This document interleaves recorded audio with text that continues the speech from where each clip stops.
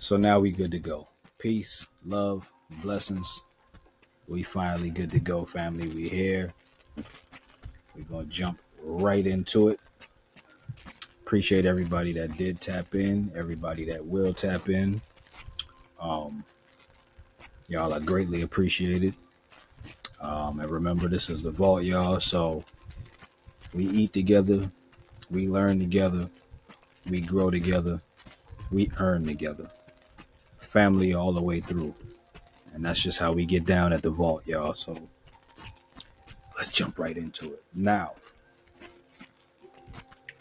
for those of y'all who are either new to the crypto game or thinking about getting into the crypto game, I would say that now is probably the best time, honestly. The main market holders, the big boys of the market, such as Bitcoin, Ethereum, Solana, are all at the point where they should be touching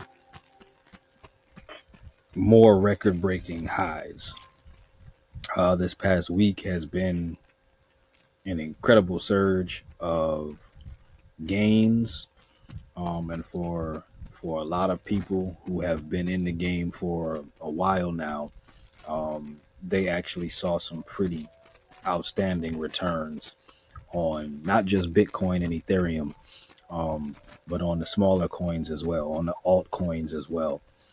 So I guess we'll start. Excuse me. I guess we'll start right from the gates. I'll just give a little bit of background for those who are, again, new to the game or thinking about getting into the game. Um, I have been dabbling with crypto since about 2011, 2012. I always tell this story because you hear stories like this, like, TV shows, social media, um, but it's not often that you find someone who's actually experienced some of what they talk about in those videos. But I was a part of the very first wave of crypto adapters back in about 2011, 2012. Um, I had, this kills me every time I think about it, but I actually had 10 total Bitcoin at one point. I can't remember the exact date that it was. Um, but I want to say that I maybe spent, I want to say 10 or 11 bucks per coin at the time. Um, and of course, the whole cryptocurrency digital gold thing was kind of new to everyone back then. So a lot of us, I'm sure, didn't really know what we were getting involved in. I really fully didn't know what I was getting involved in. I just knew I kind of was interested in it at the time. And I knew that it was something kind of different, something out of the norm. So I took a chance. I bought 10 Bitcoin. I did buy it all at once. And like I said, I think it was maybe 10 or 11 bucks a coin at the time. And I want to say sometime in 2013, maybe 2012, 2013, somewhere in there, um, the coin actually shot up to, I believe I sold my coins at 203 per coin or 208 per coin, something like that. It's been 15 years at this point, almost 14, 15 years. So I don't really know or remember the exact numbers. But I know that I got in for uh, less than 150 bucks. And when I sold out, I had made almost $3,000, which, back then, I'm, you know, still young and hustling. And I was in maybe my third or fourth year of doing the college thing. I did part time here and there, college courses here and there. Uh, so I was still young and hustling. So I took my 3,000, 2,800, 3,000 bucks, and I bounced. I figured at that point it had reached its peak. It wasn't gonna go no higher, and man, I was definitely wrong. Bitcoin, who's that? De Niro, what's good, bro? I ended up really regretting it, as y'all can see. And like I said, for those who pay attention to the market, you see that Bitcoin is now touching $118,000 and pushing. Now, you telling me that if I would have just held on for another 10 more years, I'd have been sitting on $1.1 million. I wouldn't have believed it. But that's the case. If I would have held on 10 more years, I'd have had a million and some change to look at. So with that being said, of course, I took some time away from the game. He said XRP. Yeah, XRP definitely going down, bro, for sure. For sure. It's the next one to go, I think. Um, so I took some years off, and around the end of 2016, um, I started to see more and more and more cryptocurrency activity. And it wasn't just revolving around Bitcoin, which got me thinking that if a coin like Bitcoin, which at the time did not have much functionality, much usage and utility other than being something you invested in, why not learn the markets for real this time? Um, Study up on how the market works, how to read charts, um, how to search and find utility and real world usage.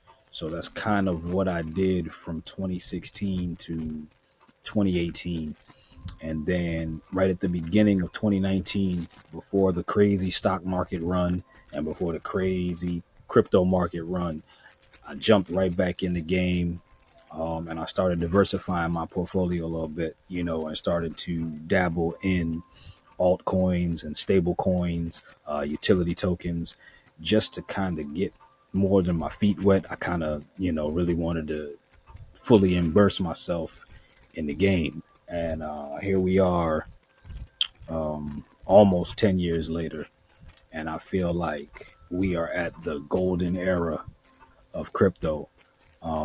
And it's like I said, now is the best time to get in. You've got a buffet of tokens, coins, stable coins, utility tokens, um, pure investment coin, and even for those that like the high risk, high reward, you got your meme coins. The pump and dump kind of coins that can run at any given time. So with that being said, that's just a little background on me. With all that being said, let's tap into what the market's been doing lately. I'm gonna show y'all first, then we'll talk about it.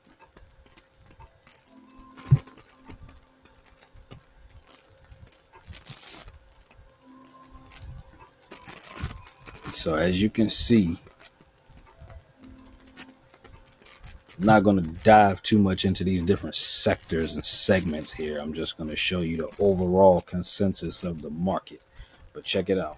You've got, there it is, the big boy, the coin I should have held on the longest. You got Bitcoin at 119 and some change.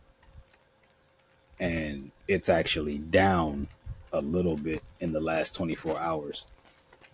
But as you can see, the chart is going crazy. The circulating supply looks like it's actually holding up pretty good. Market cap is out of this world. And the crazy thing is it keeps running. Even with the market cap being as high as it is, more people are investing into the coin. Um, Banks and financial institutes and credit card companies are adding it to their portfolios, and it's being added to ETFs in the stock markets. Um, and it's just, in my opinion, it's not a coin that I feel like you should chase after. And chasing is basically trying to, oh, it's at 119,000. Maybe if I get in now, it'll go to 200,000, because it doesn't actually take jumps like that. It's more of a, as you see on the chart, more of a roller coaster ride. There's ups, there's downs, there's flat periods. So I would say that it's one of those stable coins, investment backing coins, that you pick an amount that you're willing to consistently invest towards it, whether it be 25, 50, 100, 200, 300, 500, and you set a schedule every 30 days or every other month, or maybe even every 2 weeks, every payday or whatever, and you just constantly invest a stable amount that you're willing to part ways with, just to allow it to accumulate. It's a coin at this point that you should just accumulate, and gain some leverage and get your feet in the game for a long standing investment coin. That's what Bitcoin is at this point, in my opinion.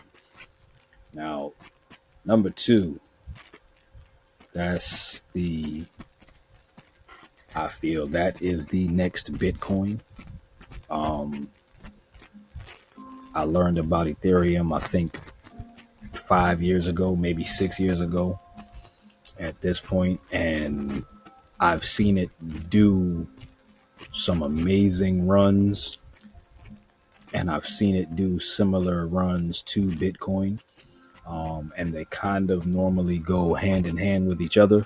Uh, After Bitcoin makes a run, Ethereum kind of makes a run. After Bitcoin takes a dip, Ethereum takes a dip. They kind of run side by side, almost like big brother, little brother. Um, I would say, in my honest opinion, that Ethereum is probably the better bet now, simply because entry points will be easier to access. Um, it'll be easier to get in the game, easier to stay consistent with your flow, and you'll be able to get more than just small chunks, small bits and gains. So if you're planning on jumping in the game, in my opinion, I would say go with Ethereum first and then have Bitcoin second. Simply because the chances of Bitcoin jumping another $100,000 are kind of slim. I don't think it would be a straight moonshot like that. It would be a roller coaster ride as usual. But the chances of Ethereum jumping from 3,600 to 46 or 5,600, you got a better chance of that happening. So that's kind of how I look at the two big boy coins in the market. My boy Chef, what up, Brody? Now I'm gonna show y'all another coin that I think everybody should make sure they stash in a little bit of. But again, all of this is my opinion and experience based, um, and coins that I either watch heavily for market purposes, or that I'm actually invested in pretty heavily. But the next one is the third one on the list here, XRP. Now, for those who are in the crypto game, y'all should know XRP is set to do some amazing things. I don't want to be one of those people that pick a prediction number and say, oh yeah, it's going to $145, or I don't want to do that. But I will say that it is pretty much everything that Bitcoin is, as well as everything that Bitcoin is not, which gives it a lot more usage and utility than what you can get with Bitcoin. And as far as I know, there are a lot of banks and financial institutes that are adding XRP to their portfolio as well. So again, this is all, pretty much speculative, but it becomes a little bit less speculative when you know that there's some utility, some usage, um, and an actual game plan behind the coin, and it's not just a coin built on hype. Now, to talk about how we kind of play the game, and by we I mean DC 52, how we're moving as a family and as a unit. Um, I think that it is in the movement's best interest to fully adopt cryptocurrency and NFTs. Um, and they go kind of hand in hand. They're not exactly the same thing, but they go hand in hand. I would say probably 98, 99% of being the same thing. And the reason why I say this is we're heading towards that golden switch era where things go from one way to adapting another way, and then that new adaptation kind of taking off in a way that's unexpected. For example, I can't remember the exact year, but I'm sure we all remember there was a point in time where it was only cash and coupons. That's all we had: cash, coupons, and that's it. Change, coins. And then they introduced credit cards and debit cards, and you had your people who were very reserved, very hesitant, very scared. And of course, if you think about the time when it happened, it was rightfully so. What is credit? What is debit? We know cash, we know coins. You know what I mean? So, excuse me, their reservations were well warranted. It's not like it was unexpected for certain people to be hesitant to adapt to it. But as you can see, once the adaptation kind of planted its foot and made it known that it wasn't going anywhere, you have what we have today. You look around, there's credit, there's debit everywhere, even, stores and memberships and clubs. They all have their own version of a credit card or a rewards card or, a loyalty card. Um, Look at like Sam's Club and Costco, and you know what I mean? Like they all have a card for their brand or a card for their industry. Um, and 75, 85, 95 years ago, they would have never thought to do that. You know what I mean? So now I think we're entering an age where um, money is going to be more so accessible on multiple different avenues, for the simple fact that we have a extremely digital world. You know what I mean? You look at, everybody has a website, everybody has an app, everybody has some form of, like I just said, the loyalty programs, but they're not even using just the cards anymore. Now they're doing it in the app, so they're doing it, with the email login or a phone number login. Everything is being attached to emails, phone numbers, fingerprints, face IDs. So you can see that we're being kind of pushed in this digital realm, whether we want to or not. And those that, refuse to accept it, they'll be left behind. They will struggle to adapt. And we don't want to be those artists who are behind the eight ball. We want to be in front of the curve and be able to have full ownership of the art that we create. And we create so much art. You know what I mean? We got music, we got beats, we have actual artwork, we have scripts, stories, novels, plays. Um, you got people who are developers and coders. They make apps and they make games and they make tools. And those people deserve to be able to not only be compensated for what they create and what they bring to the table, but they deserve to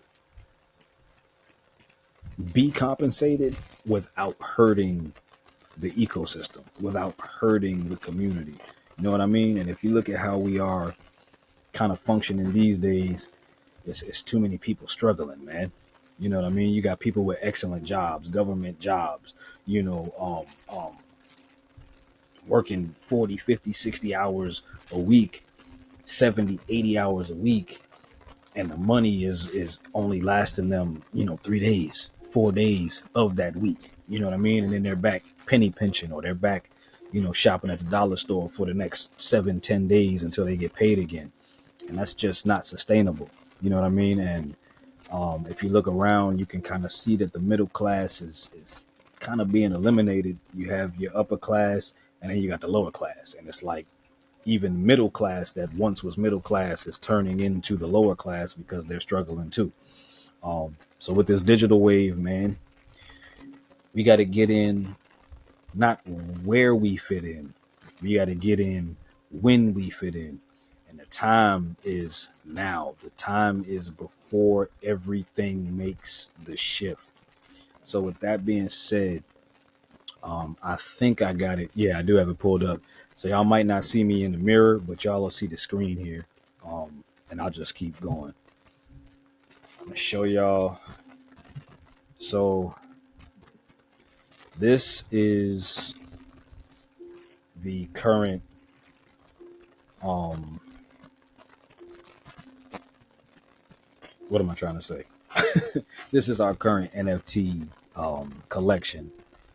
This is not the only platform that we use, but it is one of the most common platforms and most recognizable platforms. You have Rarible, and then you have OpenSea. Those are the two top NFT networks, as far as I know. There's a bunch of them out there, but I don't know any of them that have kind of reached the level of popularity as these two here. And we focus mostly on Rarible simply because I just kind of like the layout a little bit better, and it's a lot easier to maneuver with. So as you can see, we got our own collection here, right? And I'll try to kind of explain how it all works if I can without using too much technical talk. I don't want to use too much technical terms because sometimes that's you don't want to hear it. So I'll make it plain and I'll make it regular as much as I can.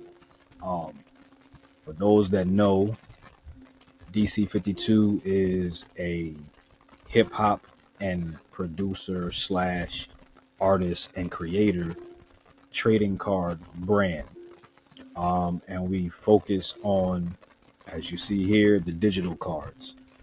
Um, and the reason for this is if you see this one here, this was the very first card that was ever created.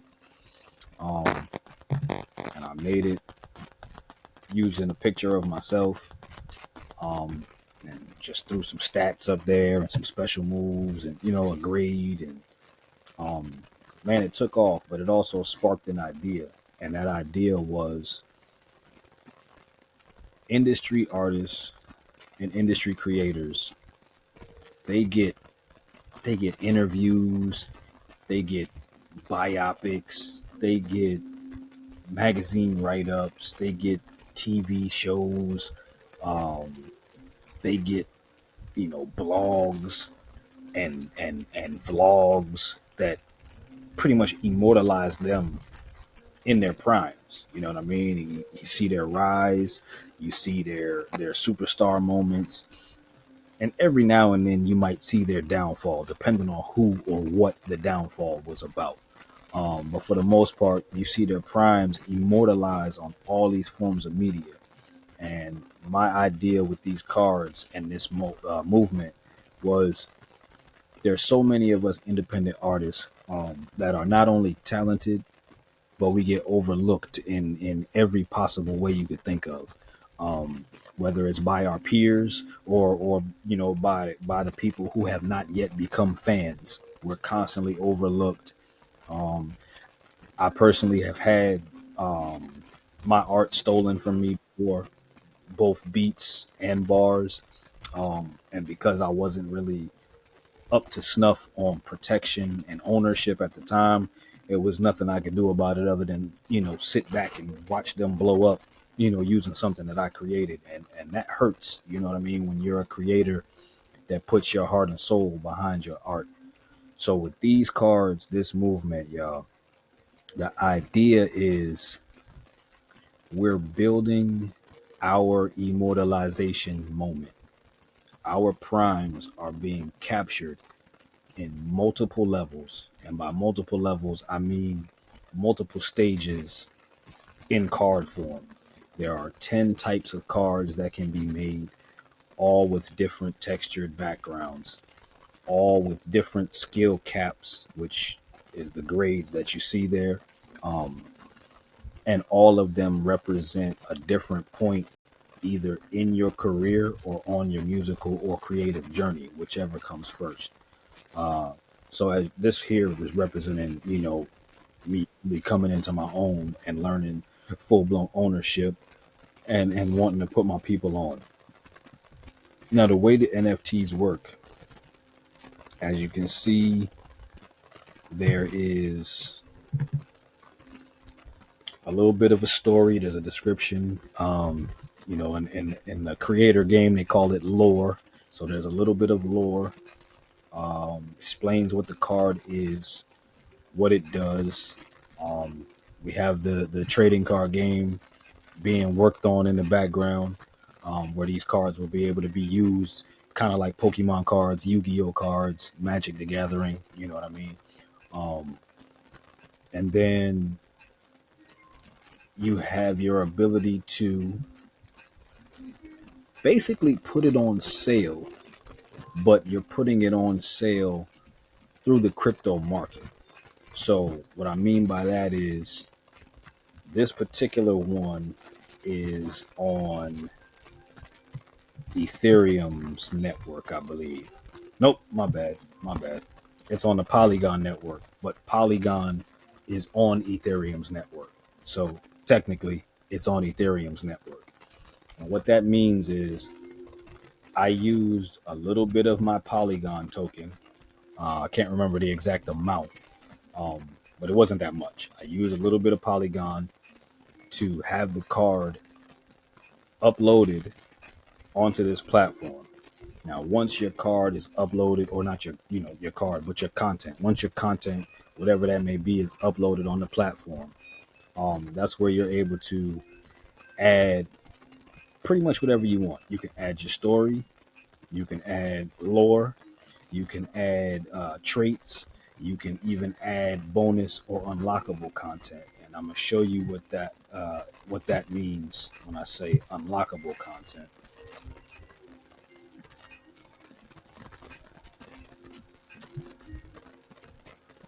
My bad, y'all. My computer got so many things open on it, it's lagging. All right, so like with this one here, and mind you, this is collectible art at this point because once it's uploaded to the platform, it is actually worth a set price of whatever token that you used to get it minted. Minted is uploaded to the platform.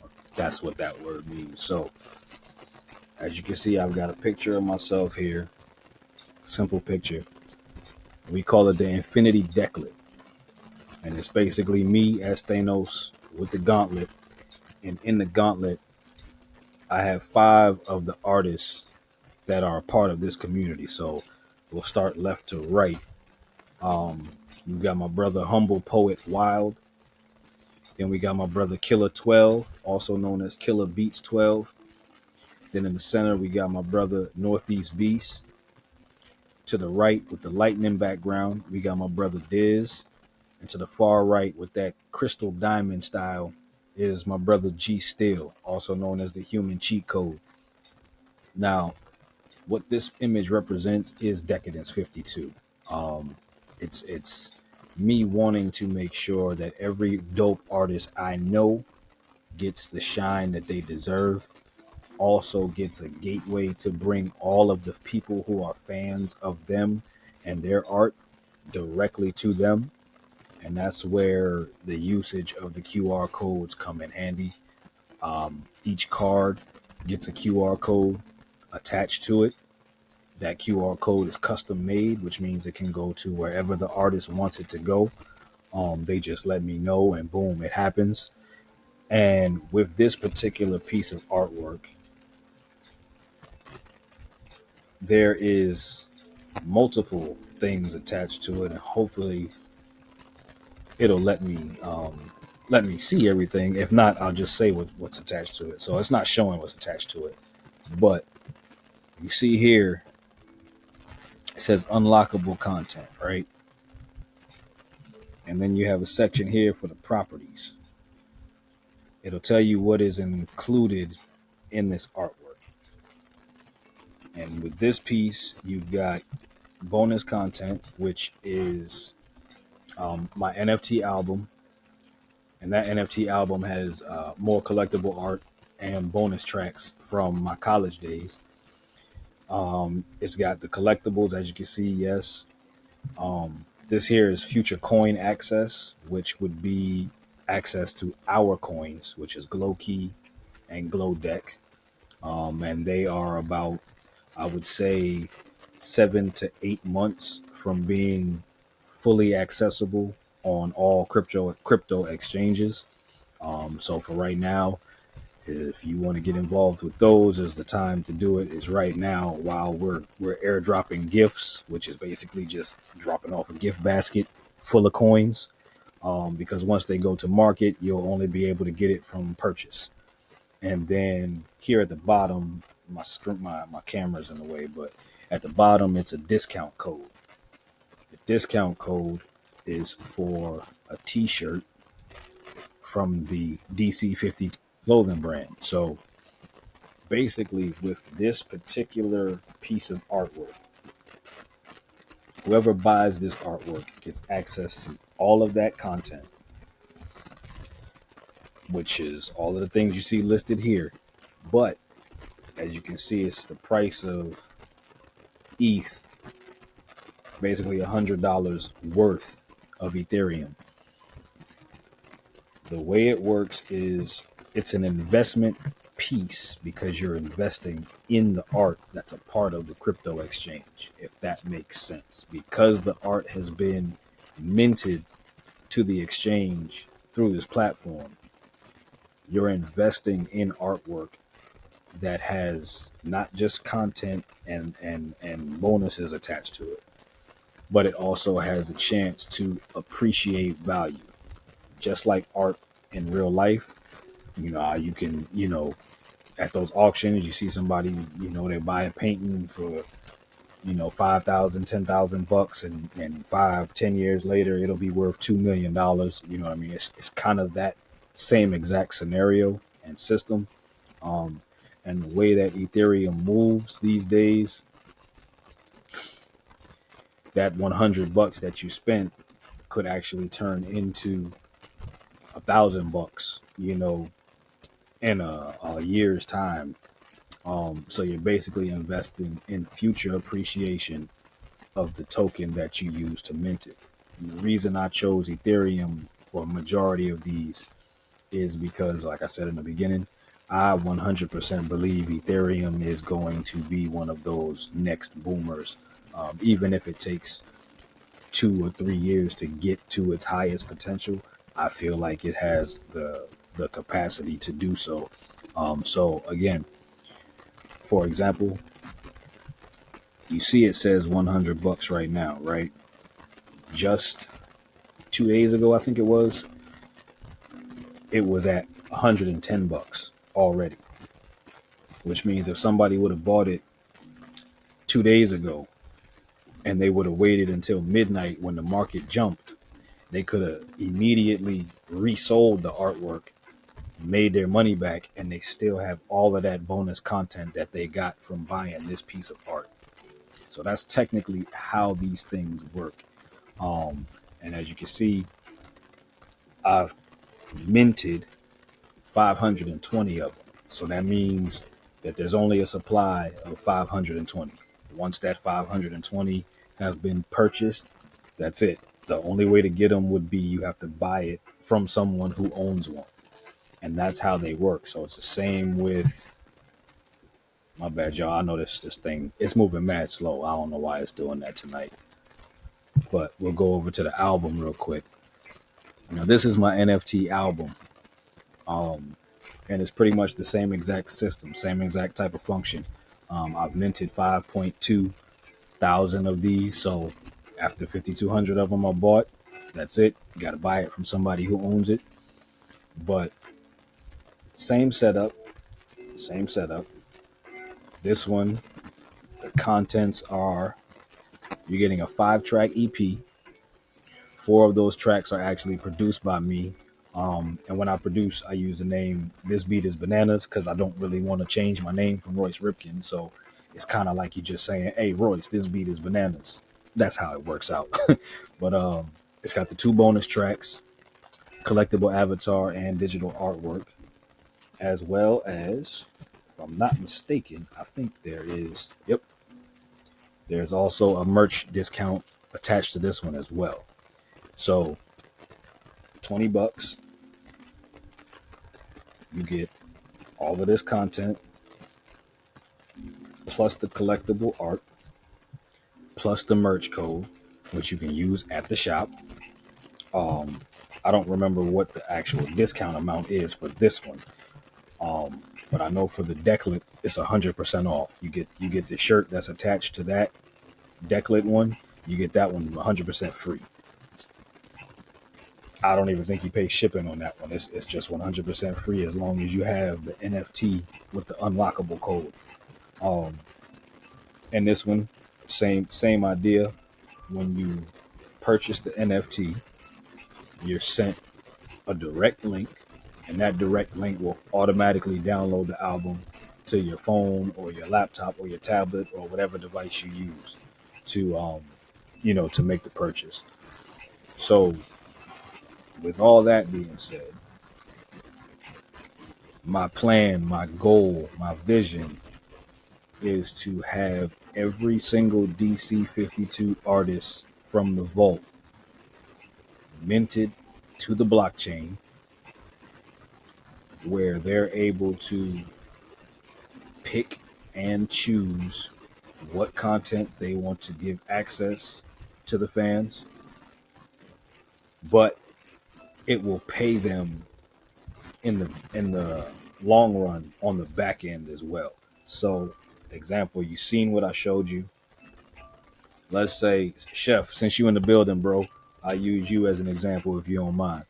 Let's say Chef drops an album. He has a card made representing his art, and let's say he has a YouTube channel and he wants to give people access to his private YouTube channel or to his subscription based YouTube channel, but he doesn't want them to have to pay for the album and then come pay for the subscription to the YouTube channel. What he can do is attach the full access link to the NFT, attach the NFT to his card. His card gets minted. When it's purchased, he gets payment for the card being purchased. Then he also gets a new fan or listener, excuse me, or supporter. And then on the back end, this is the best part. The back end is what is the best part because you're allowed to get royalties. Now, me personally, I kind of stay within the 15 and under, so 5, 10, or 15% range for royalties. But basically, when you have that supply, like I had the 520 supply, let's say Ethereum does jump to $10,000 and per coin, and the value of the NFT is now, you know, $374 or $474, and somebody wants to sell it. You know what I mean? They made 3 times the amount that they spent for it, and now they want to sell it. Well, it wouldn't be right to just sell something that you don't technically own, which is somebody else's art, just because it's gained value.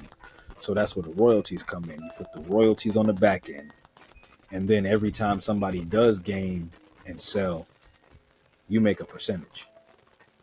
They can still make their 475 or 575, whatever it becomes, but you get a 5%, 10%, or 15% royalty payment on the back end, and that's on every copy that's sold. So that's what I mean when I say um, generational income, passive generational income, because you can have the 5.2 thousand, set it at 10%, and every time somebody sells it, once it, the value has shot up to 500 or 1,000, every time somebody makes a sale, you're getting 10% on the back end, 10% on the back end, 10% on the back end. And it's a forever royalty, which means even if you sell out all your copies and the only way that it's being sold ever again is from the people who bought it, you still will get your royalties from all of those people selling who bought all of your copies. It's endless, it's forever until you or they burn it. And by burn it is basically deleting it from the wallet. And the only way to delete from the wallet is you pay a fee.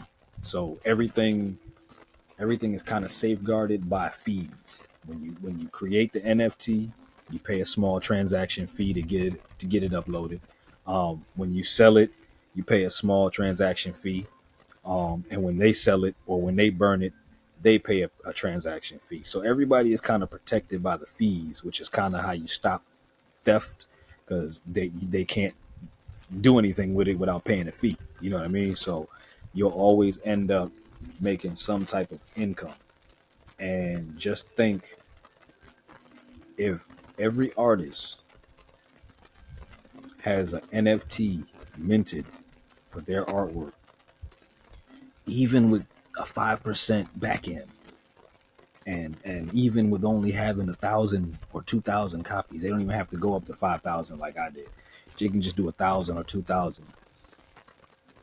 There's no limit to how much back end income you can make, and you're giving your fans income as well, because whatever little bit they paid you to get it, as long as the market has risen, they make money on it. Now they'll only make it one time, but they'll make it. And that's the gift that keeps on giving. That's the forever money that I keep talking about on all these different apps, on Facebook, on Instagram, on Threads. Y'all done seen it and heard it. You know what I mean? It's forever income, man. And when you mix that with either owning your streams, like on your own website or your own blog site, or having a private YouTube channel, where you can only access it through subscription, or even like with the Scribe streaming. Scribe, they have really changed the game with the whole direct to fan system setup that they have, where you can get 1,000 of your fans to pay you 50 cents a month, you know what I mean, to get full access to your catalog. Boom. That's kind of a win-win as well. So I've always felt like um, ownership was always better than leasing our music and our artwork to these streaming services who don't care about the artists, don't pay the artists. Like, bruh, Spotify got to be some of the biggest thieves out there, man. And we've heard about it for years, you know what I mean? But like they're really getting bad with it now, man. Like, bro, I had one joint with 151,000 streams, I think. I made $75. $75 for that. And then another, I think it's like 3 total songs that combined, they had 450,000 streams. Made $190. $190. And when you look at a system like that, it makes perfect sense why every artist is making 1 or 2 minute songs. You know what I mean? Like, because they're trying to get in, hit the mark, and run up the streams, and then do it again. Get in, hit the mark, and run up the streams, and hit the. You know what I mean? They're making microwave music because they know to even make $1,000, you got to get 1 million streams. You know what I mean? So they let me make 15 1 minute songs. That way people will listen to the whole song and be mad that it's so short. They'll run it back. You know what I mean? Or they'll be so grabbed by the hook, this catchy hook. They'll make some stupid challenge video, and everybody will be dancing to my joint, you know, and I'll run up the streams from a challenge. It's messing up the game, man. It's making people, you know, who do full length songs look like they're trying too hard. You know what I mean? Because we actually put time and effort into our music. And I just think that ownership and integration or innovation is the way to go. And I personally, I think I will be focusing on my personal website and using like the Stripe buy links and pay links, because you can create those and price those yourselves, and you just got to pay Stripe, you know, a little 3, 4, 5% on the back end for using the platform. But I think I'm gonna focus on my Stripe links on my website, the partnership that we now have as a collective with Scribe Streaming. So I don't know if they're in the building or not tonight, but if they are, shout out to Scribe. Um, they have already informed me that they 100% back in every artist that comes, you know, swinging through the doors. They're gonna hold it down and make sure that you're good to go. So we're rocking with them, and I think I'm gonna release everything as an NFT. That way, I can give more value to the artist than just music. And it doesn't always have to be bonus content. Sometimes it can be, you know, music videos, behind the scenes. Hell, sometimes it might even, you know, be something like, you know, tickets to a concert or something, you know, and or a performance, and you use a, you know, code or whatever, and you get your free tickets or your discounted tickets or whatever. But just being able to provide multiple value to your fans, to your listeners, for showing up and showing up every single time. I think it's the way to go, man. And then with the merch, you know, being able to give people discounts on merch, you know, you feed the beast for them to keep coming back. And that's really what it is, man. You want repeat support, you want repeat listeners, you want repeat buyers, but you don't want them to feel like they're being obligated to do so. You know what I mean? So that's kind of where the bonus content and the gifts and the rewards, that's where it comes in handy, man. And when it comes to crypto, in my opinion, it's the digital stock market. You know, there'll be ups, there'll be downs, but as long as you find the ones that matter, the ones that have a good service, a good foundation, and a real world usage, you've got a pretty healthy hand that you can just let, even if it is a roller coaster, it'll be a roller coaster that goes up.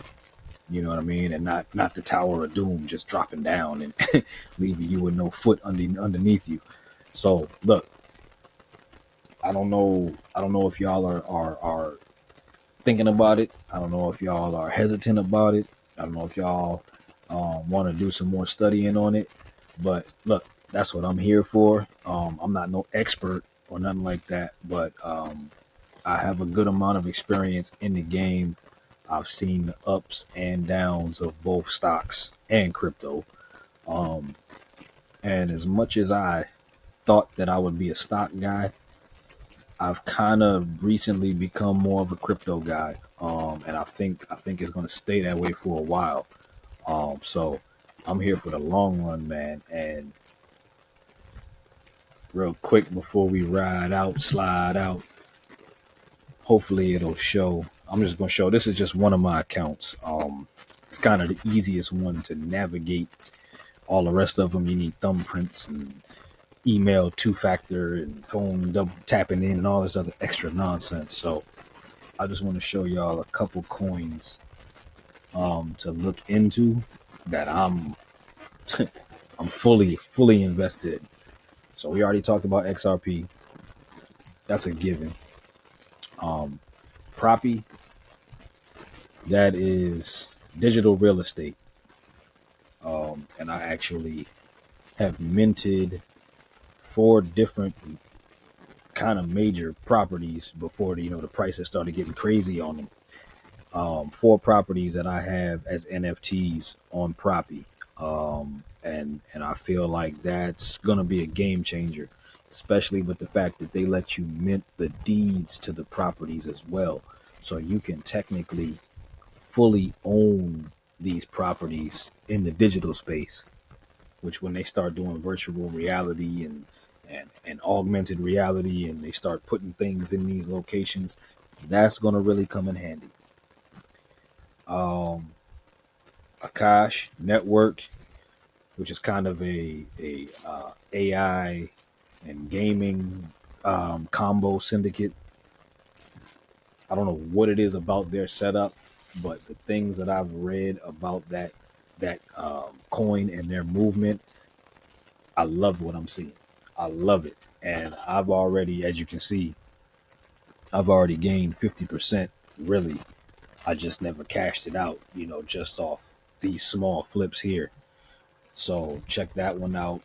Hedera, I feel like they are going to be heavily involved in government work, government contracts, um, as well as I don't want to say current events, but I guess maybe the correct word is political events. Um, Not necessarily politics, but political events. I think Hedera is going to have their hand in them heavy. Polygon, it's slowed down a little bit, but I am still fully back in Polygon. I don't know what it is about that particular network that's caused the slowdown, other than maybe they're building some new infrastructure underneath it. But being the fact that it's on the Ethereum network, and it works pretty flawlessly for NFTs, I'm 100% behind them. Ethereum, we already talked about.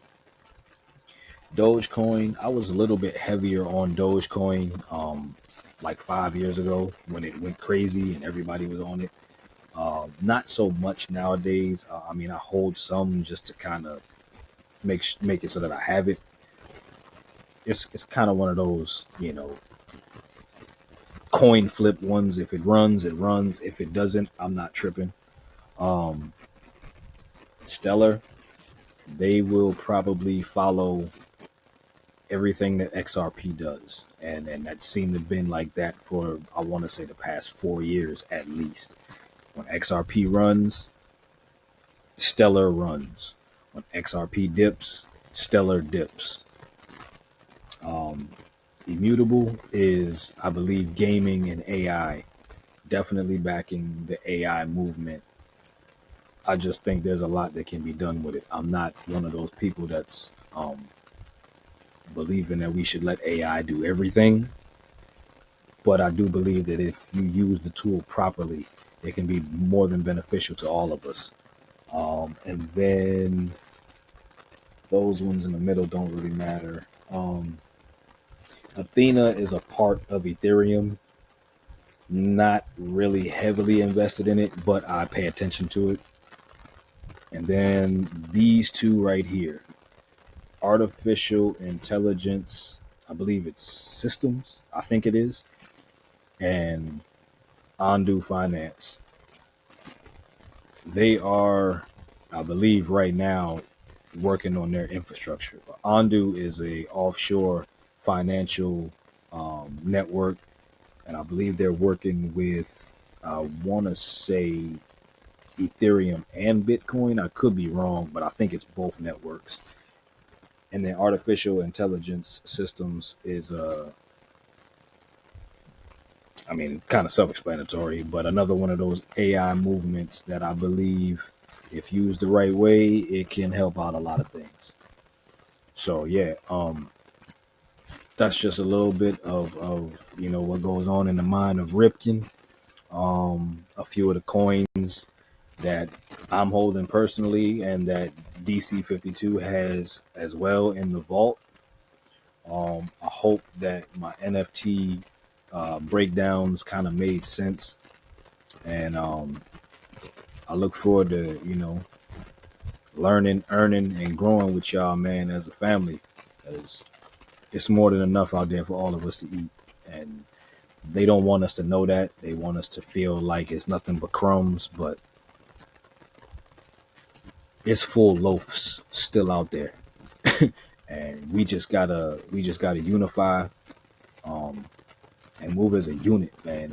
And the more that we do that, the more that we'll dominate. I think the rest of this year is going to be amazing, amazing.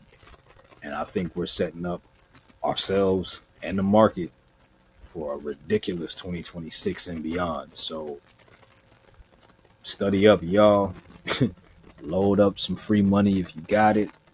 Get in this market, and let's start cooking up some ownership and take over this digital future, so that we cannot be behind the curve and left behind like some of our parents were with the .com push. Let's get ahead of the eight ball, y'all, and let's make this generational wealth, man. Let's get to it. Look, I'm gonna let y'all go. It's been about an hour. I know I'll be rambling sometimes, trying to get my thoughts all together. But I love y'all, man. Peace. Appreciate y'all for tapping in. Chef, my guy. Appreciate you for sticking through the whole joint, brother. Hopefully, like I said, I answered some of the weariness that you had, man. And if anything, bro, hit me, and we'll chop it up or break it down a little bit more. But I'll probably tap back into the live joint maybe in 2 days. Might do a Saturday night joint or something like that. I'll tap in with y'all, man. Peace. Y'all be breezy.